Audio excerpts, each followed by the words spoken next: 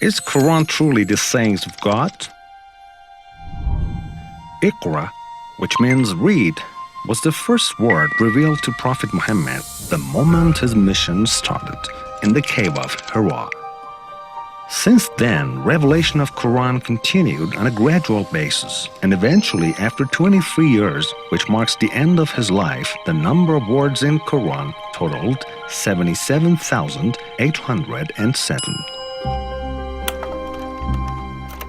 After each revelation, a group of his trustworthy companions used to write down the scripture, though the Prophet never wrote them himself, as he was illiterate and had received no education. The verses were written down on pieces of stone, bone, palm tree skin, fabric, animal skin, and sometimes on paper.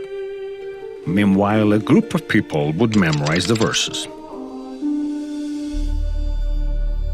As early as the first days of his mission, the Messenger of God advised people to read and memorize the verses of the Quran, and this turned into a tradition, which is still practiced by Muslims today.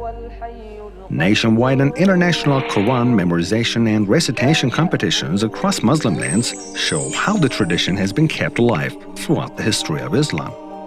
The tradition led to the preservation of the Quran, either in written form or in people's hearts, till the day when the Prophet passed away. But until then, Quran was not yet a book as we know it in binding. Several wars after the Prophet's demise and the martyrdom of some Quran memorizers raised worries among Muslims about the fate of Quran.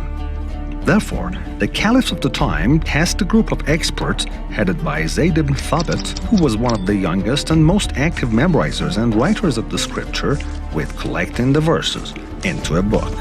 This was achieved via a high precision and systematic approach. Then, several copies were reproduced out of the original copy and sent across Muslim lands. The project was wrapped up successfully in just less than 20 years after the Prophet's demise.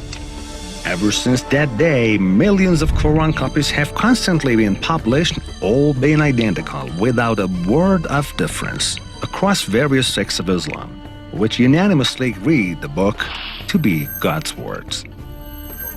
Non-Muslim Orientalists, in consensus, agree on the authenticity and virtues of Quran.